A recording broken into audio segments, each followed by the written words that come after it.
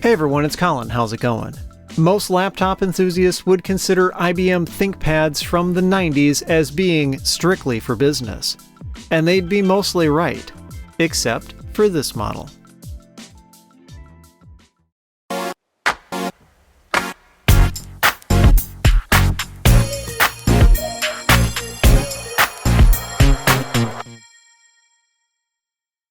This is a ThinkPad I-Series 1482 Type 2621.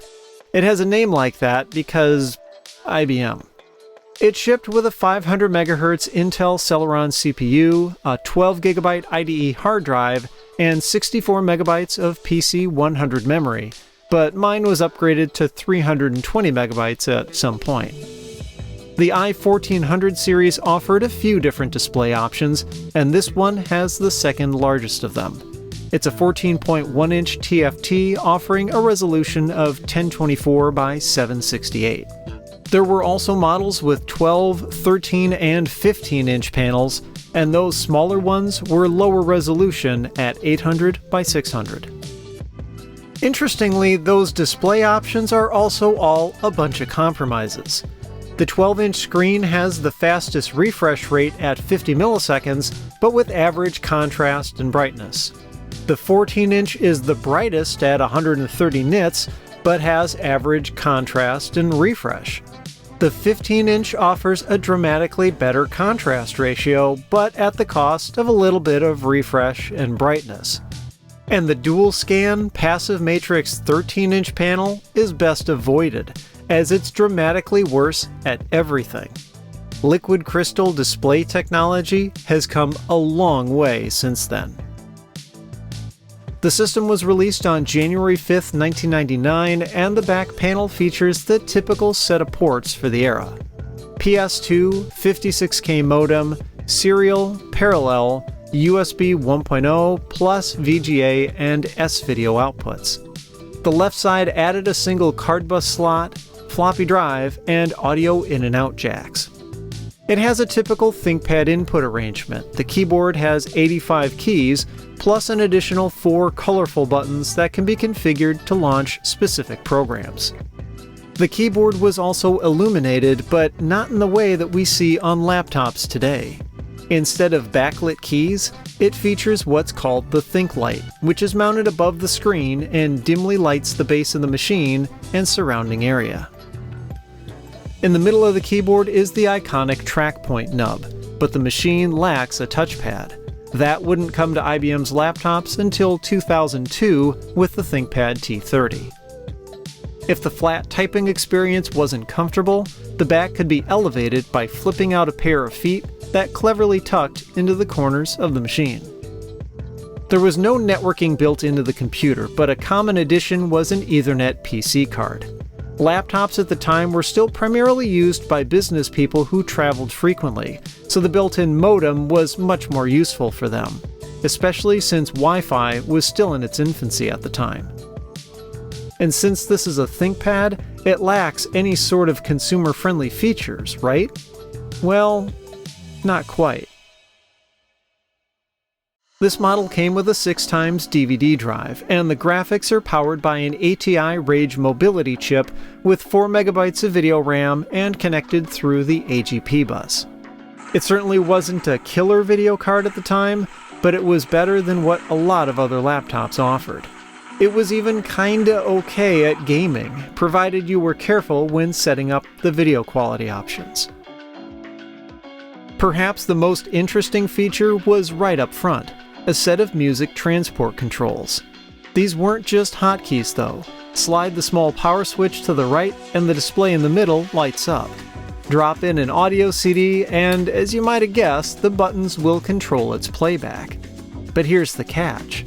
This all works with the laptop powered off. It's a completely independent system, and not only does it use the machine's headphone jack for output, it can also play through the built-in stereo speakers, though they're not exactly amazing in their sound quality.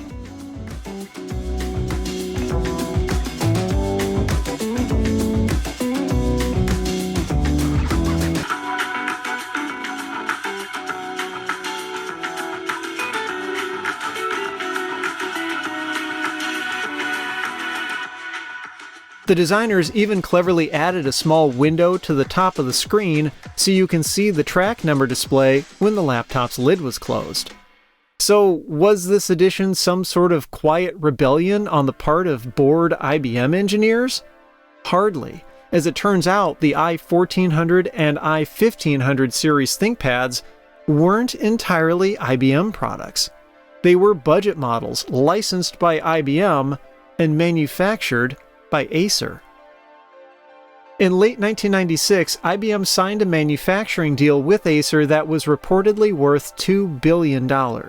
It was part of a larger effort at IBM to boost sales by catering to the small business and consumer markets. PC prices were plummeting, and Big Blue needed a way to cut costs, so outsourcing some models to Acer made sense. They started with desktops, one of which was the Aptiva E16. It garnered attention with its price tag of less than $1,000 US, which was possible in no small part due to the machine using common Acer parts, like the V58XA motherboard, which was also used in some of Acer's Aspire models. Over time, the partnership between the two grew to include laptops, and IBM touted the multimedia capabilities of the ThinkPad i-series, calling them mobile entertainment centers and stating that they could be used as home DVD players, which presumably explains the machine's S-video output jack.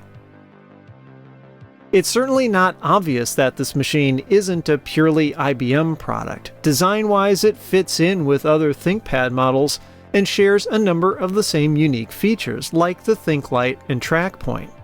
But the use of ATI graphics and the audio jack arrangement distinguish the machine from other IBM-designed ThinkPads of the time. My particular machine is in good condition overall, but could still use a little bit of work. It needs a solid cleaning after sitting in storage for almost 20 years, and likewise, the clock battery has gone flat.